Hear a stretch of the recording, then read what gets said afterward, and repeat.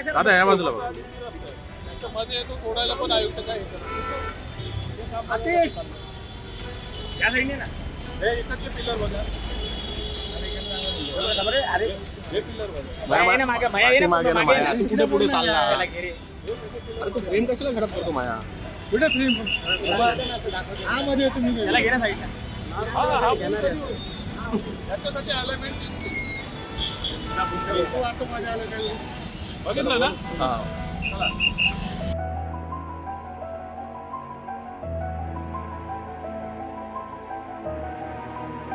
मागच्या 4 तारखेला या पलावा पुलाचं जो आमचा देसाई खाडी आणि काठी ब्रिज बोलायचो आम्ही, त्याचा एकत्रित जो पलावा पूल तयार झालेला आहे त्याचं लोकार्पण इथल्या स्थानिक आमदारांनी केलं.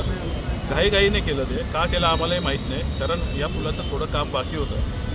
जूनमध्ये जेव्हा आम्ही 1 का 2 तारखेला याची पाहणी केली तेव्हाच निदर्शनास आलं होतं की या पुलाचं काम निकृष्ट दर्जाचं झालेलं आहे. सर्व तपासण्या करून हा पूल चालू करण्यात लवकरात लवकर चालू करावा अशा प्रकारचे लेटर पण मी दिलेलं आहे. विजिटीचं ऑडिट करून लोकांसाठी देण्यात यावं असं पत्रही दिलेलं आहे. असं असताना ठेकेदाराने यांना हँडओव्हर दिलेलं नाही अजून MMRDला, आणि असं असताना याने घाईघाईत याचं लोकार्पण केलं. त्यानंतर काही बाईक शिती पडल्यावर ॲक्सिडेंट झाल्यावर त्यांनी पूल बंद केल्यानंतर त्याच्यावर ग्रीट पावडर टाकून चालूही केलं. परंतु तुम्ही आताही पाहाल की या पुलाचं काम अत्यंत निकृष्ट झालेलं आहे आणि सत्ताधारी काय ठेकेदाराला काय बोलत नाही. कारण मलिदा जो खालेला आहे त्या मिठाला ते जागत आहेत. त्या अनुषंगाने लोकांच्या पैशाची इथे बरबादी होते. एकंदरीतच हा कल्याण शिरपाटा रोड जो साधारण 150-200 कोटीचा होता तो आता मेट्रो वगैरे सगळं धरून साधारण 6, 7, 8 करोडपर्यंत याचं बजेट नेलेलं आहे आणि तो निव्वळ पैसे खाण्यासाठी नेलेला आहे. एकही पूल इथलं सुस्थितीत नाही. इथला जो ठेकेदार आहे तोच ठेकेदार दिव्याचेही पूल करतो. त्याची परिस्थिती तुम्ही जाऊन कव्हर करा. दिव्याच्याही लोकांना अजून भूसंपादन झालेलं नसताना त्याची अलाइनमेंट चेंज केली, इथे अलाइनमेंट चेंज केली. तुम्हाला दाखवेन इकडचं जरा तुम्हाला बघायचं असेल तर तुम्हाला दाखवतो. या इकडे दाखवतो. हा पूल झाला, हा रिपेअर होऊन यापुढे चालू होईल. त्याबद्दल काही शंका नाही. याच्यात डागडोजी करून हा चालू होईल. परंतु हा जो समोरचा जो दुसरा पूल आहे त्याची अलाइनमेंट यांनी चेंज केलेली आहे. हा जो इथे समोर लक्ष्मी हॉटेल दिसतो त्याच्यावर त्यांनी तो पिल्लर आलेला तुम्हाला दिसत असेल तिथे. तो पिल्लर तिथे आलेला आहे. तर त्याचं काम करताना काही अपघात झाला तर त्याला जबाबदार कोण. अनेक पत्र दिली KDMCला, म्हणजे त्या पत्राची माझ्याकडे कॉपी पण आहे, तुम्हाला पुरवण्यात येईल. अनेक पत्र दिले परंतु आयुक्त पण सत्ताधाऱ्यांच्या दबावाखाली ते बांधकामं तोडत नाही आहेत. हा पूल झाला तरी तो पूल झाल्याशिवाय इथे ट्रॅफिक कमी होणार नाही आहे. परंतु आमचे इथले खासदार असलेले डॉक्टर साहेब काय अधिकाऱ्यांना इंजिनियर सारखे सांगतात मला माहीत नाही. याची अलाइनमेंट चेंज केली, दिव्याच्या पुलाची अलाइनमेंट चेंज केली, मेट्रोचा रिपेअर आता चेंज केला आहे. त्याला अजून मान्यता मिळाली की नाही ही माहीत नाही. या अलाइनमेंट चेंजचा तुम्ही आरोप केलाय तर काय अलाइनमेंट चेंज केला जातं म्हणजे काय आमचे डॉक्टर साहेब आता इंजिनियर झालेत ना. म्हणजे तुम्ही बघाल की आमचा हा रिंग रूटचा टप्पा क्रमांक 1-2 जे प्लॅन पास अथॉरिटी आहे रुणवाल किंवा लोडाची असेल तीच MMRD तो रस्ता करते. तेव्हा याचं कोऑर्डिनेशन नव्हतं का. मग त्यांच्या भल्यासाठी त्याने आता बिल्डिंग बांधल्यावर तो ही अलाइनमेंट बदली करतायत का. हे सर्व यांचे लागेबंद आहेत आणि जो टक्केवारीचा मलिदा मिळतो आहे त्यासाठी सर्व ठेकेदारांना आणि या गोष्टींना हे थारा देते. मला वाटतं तुम्ही जनतेचा पैसा इथे खर्च करता तर त्या कामाला तशी गुणवत्ता यायला पाहिजे. MMRDची कामं अशी पूर्वी नव्हती. MMRDची कामं गुणवत्तेबाबतीत त्याचं 1 नंबरला कामं होती.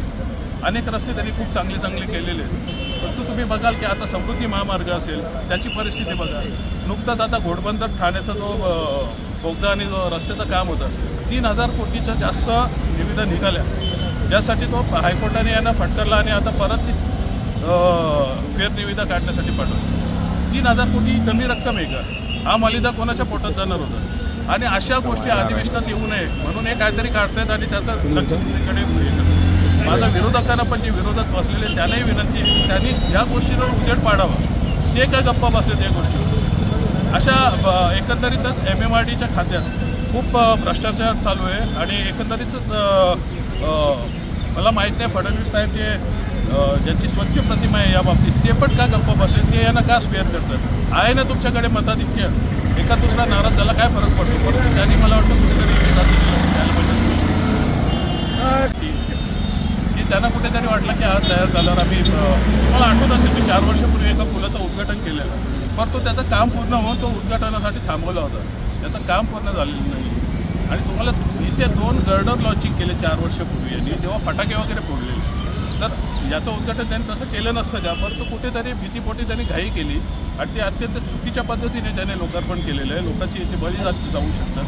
त्यामुळे त्याची लवकरात लवकर डागडुजी करावी ही मागणी आम्ही करत आहोत. ठाकरे वार होतं एक प्रकारे, राजकारण चांगलं तापलेलं आहे या ब्रिजवरून. नाही, राजकारण हा विषय नाही आहे. राजकारण ते लोक करतात. आम्हाला राजकारण करायचं असतं तर आम्ही कधीच हा चालू पण केला असता किंवा हा चालू करावा किंवा तगादा लावला असता. आज तुम्ही चालू केला, चालू करताना आमच्यावर टीका केली, पण तसा रस्ता झाला आहे का? आणि त्याला काय आम्ही उत्तरं द्यायची नाही.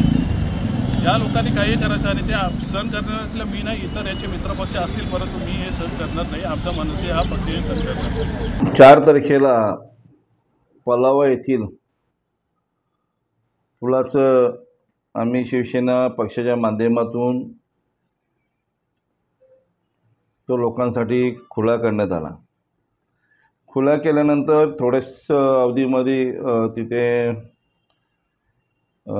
बघितलं असतं की काही मोटरसायकली स्लिप झाल्या, म्हणून तो रोड स्वतः मी आमचे सर्व पदाधिकाऱ्यांनी तो रोड बंद केला की इथे डांबर असल्यामुळे गाड्या स्लिप होत आहेत, ऑइल आणि डांबर. मग ताबडतोब त्या डांबरावर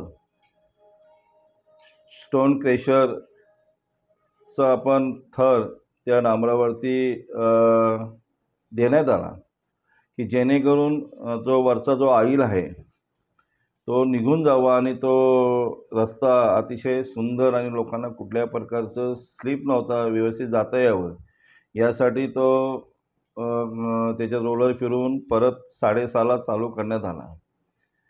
पण त्याच्यावर स्टोन क्रेशर असल्यामुळे, म्हणजे दगडाचं जे क्रेशर आहे पावडर त्याच्यामुळे असल्यामुळे ते काही विरोधकांनी त्याची शूटिंग काढली, मग त्याचे खड्डे दिसायला लागले.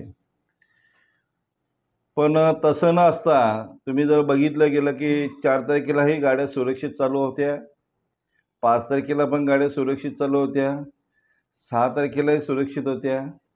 आजही तुम्ही स्वतः पाहणी केली. माझी पत्रकारांना विनंती आहे, अतिशय चांगल्या प्रकारे पुलाचं काम झालेले आहे आणि तिथे कुठल्या प्रकारचा खड्डा नाही.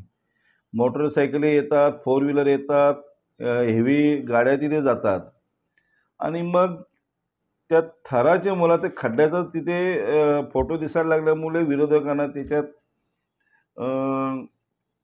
हे भेटलं की बाबा खड्डे पडले. तसं काही झालेलं नाहीत.